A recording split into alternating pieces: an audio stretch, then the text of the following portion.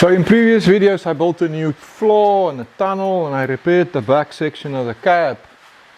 But I think for a change of pace I now want to play with the suspension front and back. I want to run airbags and I'm planning some extensive modifications coming up.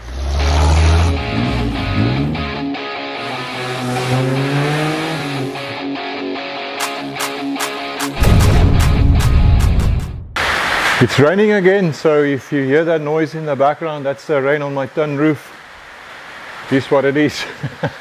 So I think just to make my access easier to the front suspension, I'm going to take the engine out again. And I've got my buddy Dirk here today, so he's going to give me a hand to rip it out quickly. Except there's one problem. We can't get this engine out now, because here I still have to cut clearance from when I was building the tunnel, and that still needs to be done. So currently we can't get the engine out. I'm going to have to take the cab off first.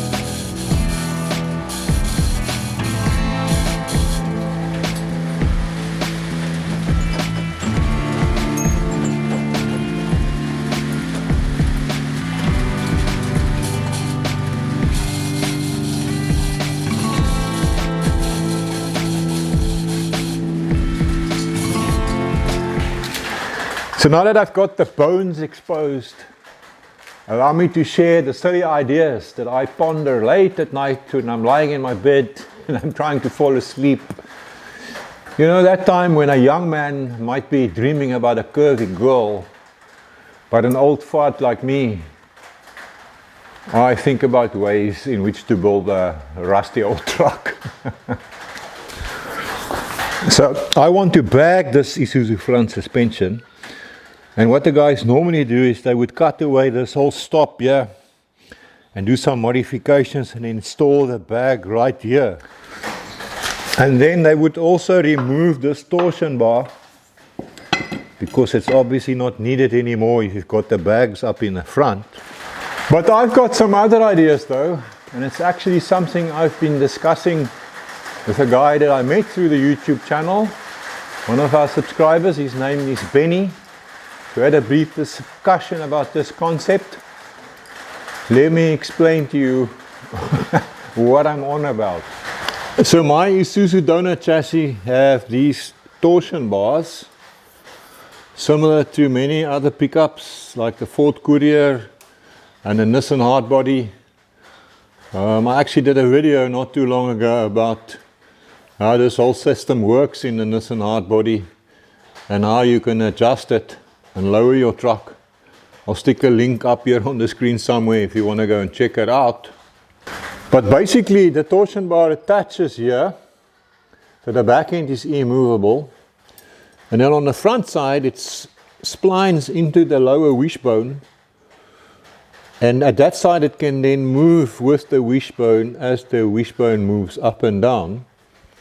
So with this end fixed and the front end movable, we will enforce or create a rotational force on the bar here as the suspension works, and then the spring steel action will create a springiness, if I can put it like that we require for the suspension. So I've just pulled out the torsion bar. Maybe this will explain it a little bit better. Let's imagine this piece of plywood to be the wishbone. So the wheel sits here. So if the wheel should move up, obviously the shaft rotates and that part rotates with it. But if we keep this end securely fixed and we want to push up here, the only way that we can get this to move is when we rotate this bar. So there's a torsional effect here. This is made of spring steel and that causes the springiness so that we can give suspension action. I hope that makes sense. So, but what if I put my airbag like this? So the airbag is sitting horizontally now. And when I inflate the bag, I push against this lever, the wishbone goes down, and we lift the car up, or the truck in this case. And we deflate, and we move the other way.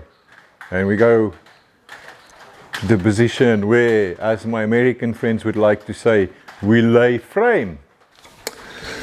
So that was the concept, but now with the torsion bar back in the frame, it's obvious that it's not going to work. First of all, this member might be in the way, so I need to have this sticking down. I need to push it that way to lift the truck. And then the airbag would need to sit here somewhere. And it's just not feasible. I mean, everything is sticking down below the chassis. So that's not going to work. But what if I do this? There's the torsion bar coming from the wishbone. It goes back. And then I extend it all the way so that it ends up behind the cab. Okay, so let's see. With this thing now extended all the way to the back here, I will have lots of room. The cab will stop about here somewhere. So it will be behind the cab. I can now have my lever sitting vertically like this. If I now push this that way, I will lift the truck. I can decide on the length of my lever. So the airbag will sit something like this. I can still decide on the exact height. And when the airbag is inflated, it pushes the lever that way and we lift. And the bag for the other side will sit about there somewhere.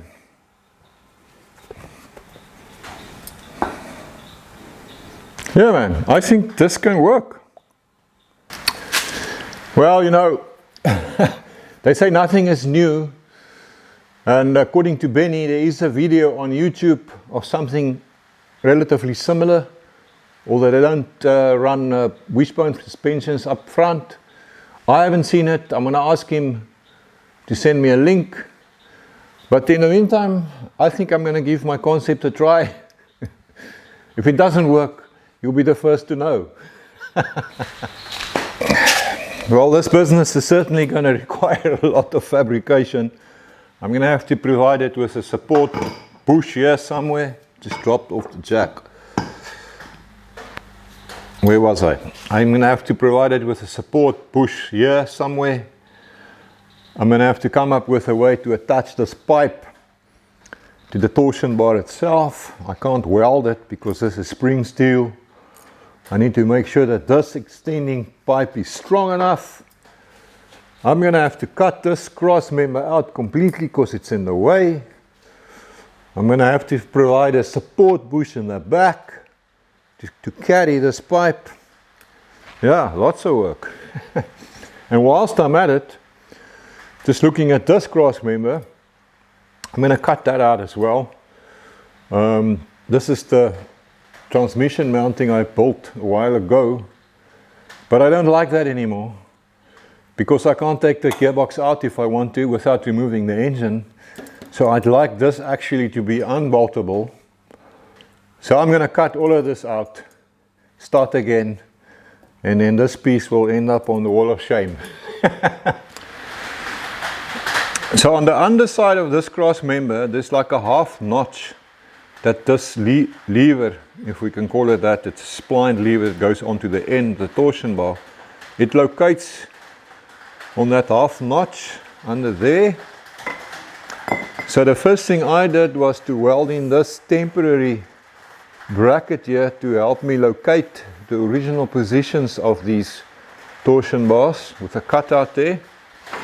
So now I can remove them, and then if I want to stick them back, I can locate them again in exactly the same position they were originally. So with that done, I can now start to cut out this whole cross member.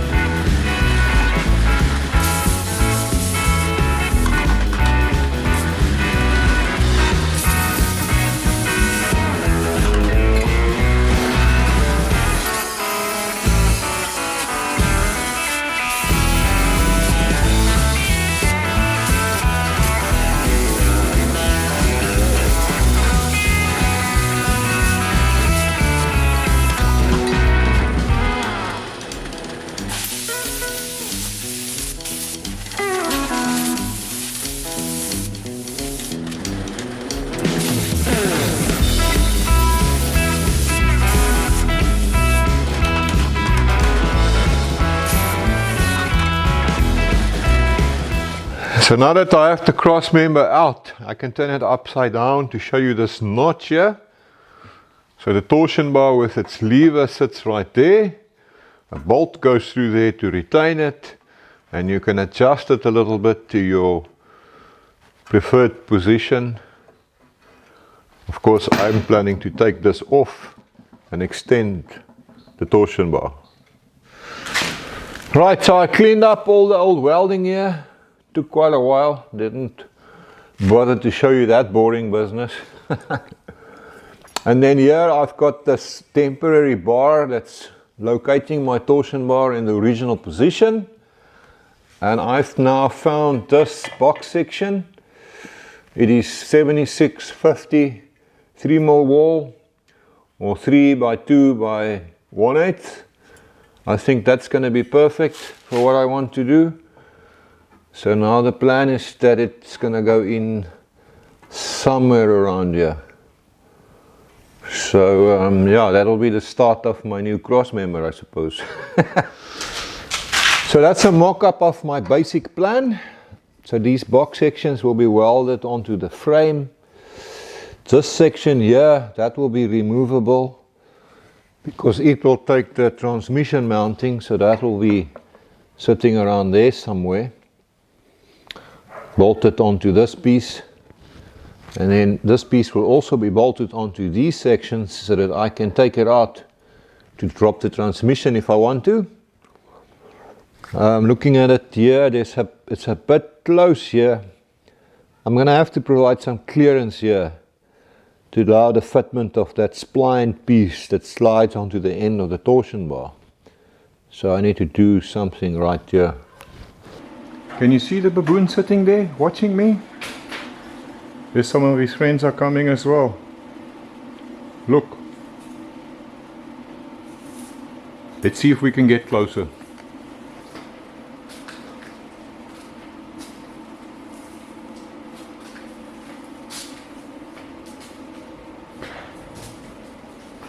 I'm trying to sneak up on them, but there they go.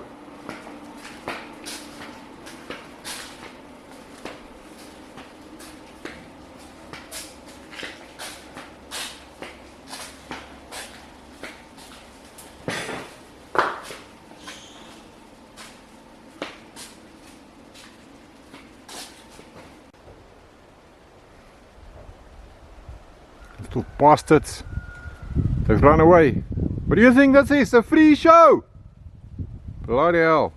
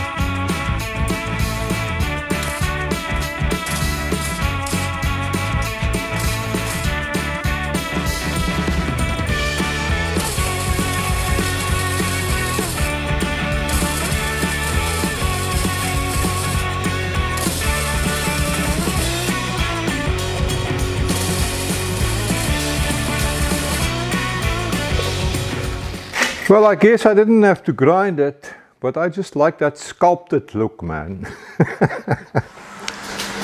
I've clamped it back into place. Yeah, man, that's going to work. I've got some good clearance here now. So I'm going to use a piece of the same box section to make the removable part of my cross member. But I'm going to have to give it clearance here and here for the torsion bar. So I need to do the same to this piece as what I did over up here.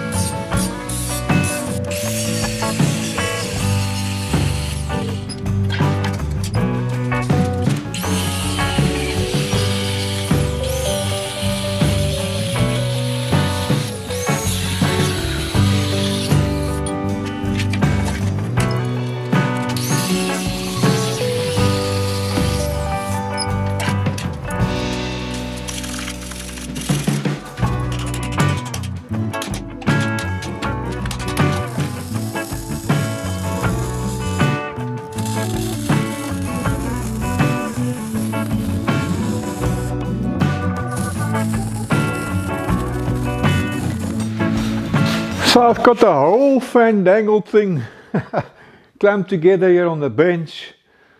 I want to drill the holes before I weld it in place. I think I'm just going to tack these pieces on here temporarily to hold it while I drill it. I guess I didn't have to do this. It could have ended square or something, but I thought this would just add a little finesse.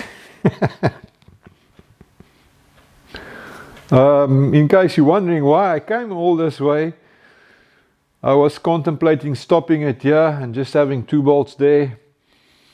But I think this will just be stronger if I can add some more fasteners or another bolt here. And this also needs to carry the torsion bars. We still have to talk about that. And not only the transmission mount.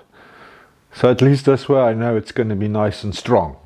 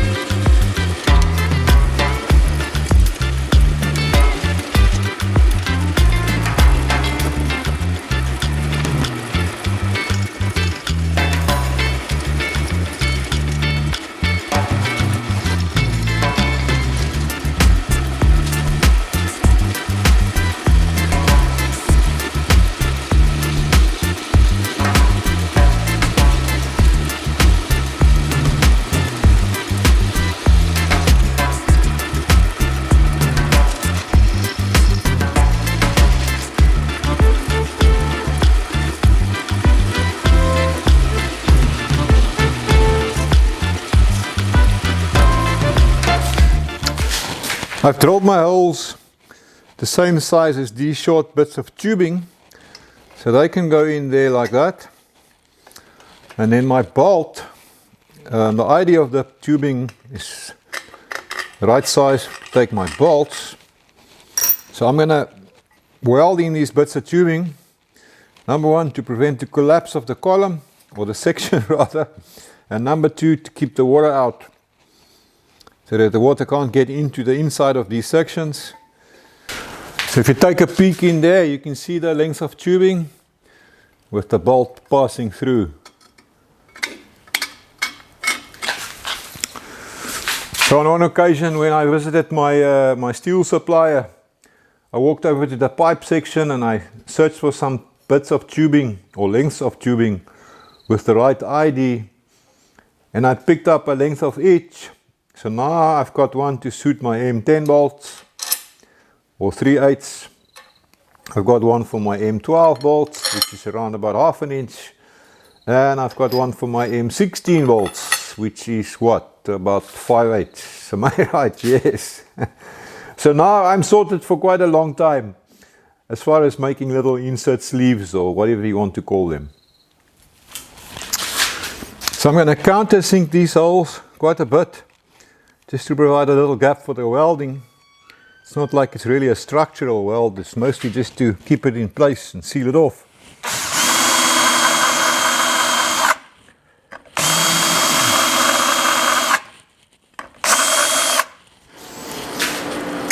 So I wanted to TIG weld these. It just lays down less material. I could just kind of melt it together. But now I see I'm fresh out of TIG gas, argon gas. And town is a long way from here, and I want to get this done. So I'm just going to use the old MIG, and then I'll grind it a little bit afterwards.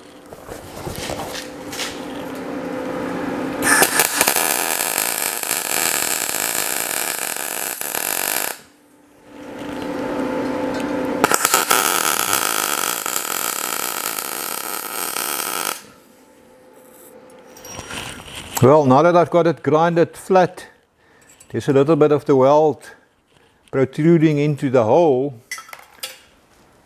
but a die grinder with one of these tungsten carbide bits works very well for cleaning that out.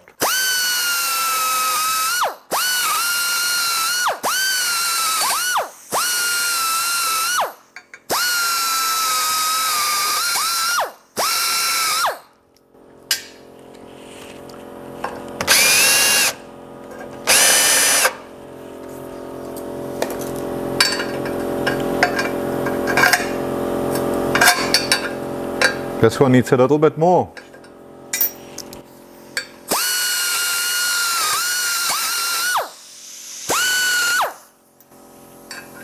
There we go. So one more thing I have to do before I can go and tack my cross member into the frame, and that is to cap this end, or the ends on both sides. And just looking at this, I think I might as well give it a bit of an angle, just so it's a little bit more sexy. So I'm just going to go look for a piece of plate that I can stick on here, cut this at an angle, and then cap it. Like that. So now, let's see if I worked accurately enough, and if all my bolts will fit. Okay, that one is going.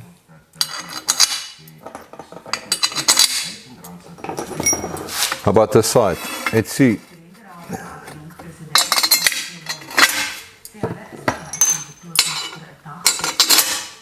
Looking good. There we go, man. Small victories.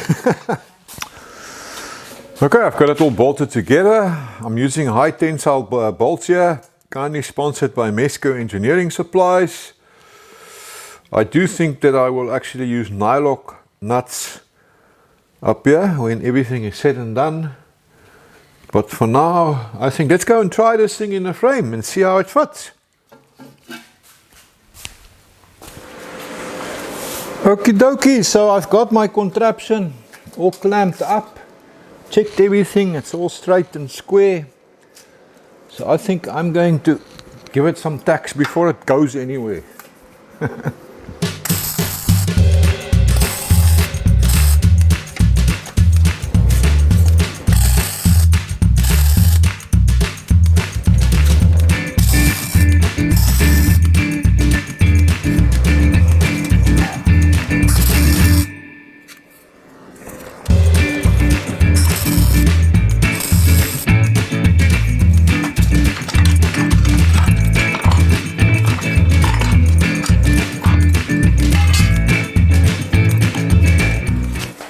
So next I've got to come up with a bracket here to hold my transmission mounting, which is going to be located in this position right here. I quickly made up this bracket from some 6mm 1/4 inch material. So the transmission mounting will now fit through there, like that. And then this will be welded onto my cross member. I like my clamps, what can I say?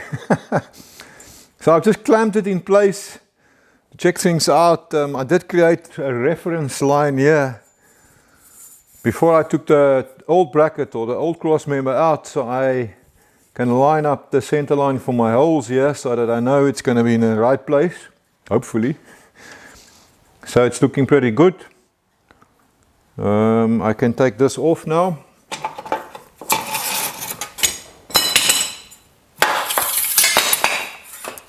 And I also did measure the height that I had it at, again, before I took the previous cross member out, so I know where that needs to sit. So yeah, I think I can tack this little bracket in place now. So I can take my mount off, and there's my little bracket, and I can just tack that in place.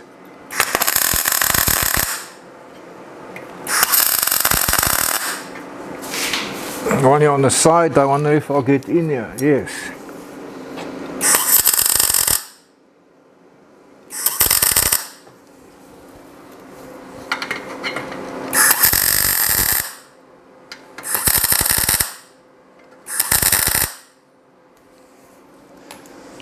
Now I can take this off.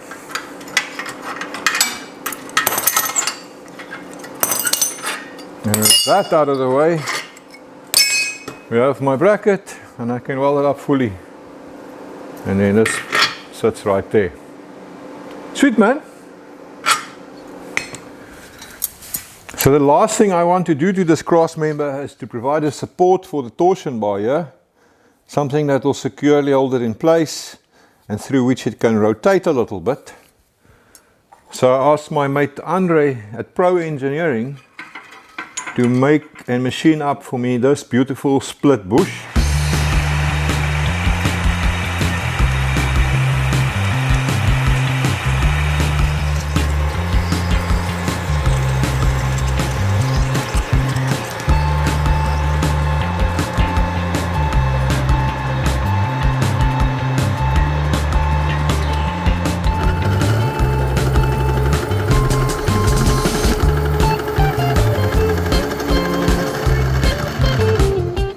So the idea is now that you can grease it. That will sit towards the bottom, that grease nipple. And I now need to build a strong bracket that will weld onto the cross member to hold this into place. So it's a split bush because the ends of the torsion bar is of a larger diameter, so you can't slide it on. We machined this from EN8 material, which is a little bit stronger than normal mild steel. Andre wanted to get all complicated and make a brass insert with a lip split business. And I said to him, no man, it's not necessary. I think let's just do it like this. We've got a little groove in there for the grease. I mean, it's not like this thing is going to do revolutions. It's going to do half a ton at most. So worst case scenario, it will seize up. And that will not be the end of the world either. And then we can always go back to plan B, or forward to plan B. Oh, and let me just add, you can see that the torsion bar is a little bit shiny in this area.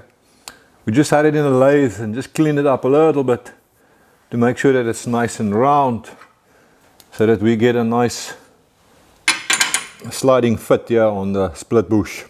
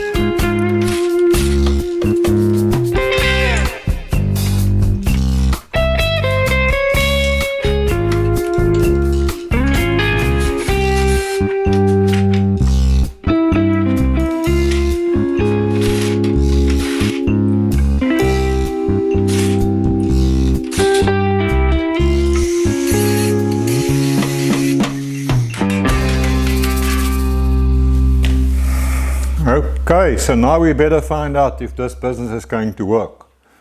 I've clamped on this piece of flat bar onto the torsion bar here. I just want to accentuate that movement so that we can see it better. So I'm now going to move the wishbone up and down, and then we should be getting some movement here. Let's find out. Right, so I've got the wheel off. I've got my piece of flat bar clamped onto the torsion bar. So let's see what happens if I move this wishbone up and down. There, how cool is that? It's working. So I think I'll demonstrate the concept. If I push here, I will lower the car. Okay, so let's just go through this concept again. I'm going to jack up the wishbone here. I've got the wheel off, obviously. So I'm jacking it up and I can see that lever moving in the back. So this is what will happen when I'm airing out or laying frame. I think that's about as far as the wishbone will go now. So in concept, I'm laying on the ground. The airbag sits here, the airbag pushes this lever, and that's going to push the wishbone down, which will be this movement. I'm going to release the jack. Yes, man, I think it's going to work very well. This is then the position with the airbag inflated. The wishbone is pushed down and I've lifted the frame off of the ground. So I'm now in ride mode. Okay, cool, man. Or lekker boet, as we say here in South Africa. I'm pretty happy with what I've achieved here. I still have to do the full welding, but I'm not going to bother with that right now. And I think I'm going to call it a day. So thanks for hanging out with me out here in the shop in the middle of the forest. Kept me company and I enjoyed it. I'll see you next time when we carry on with this business. Until then, have a lekker one.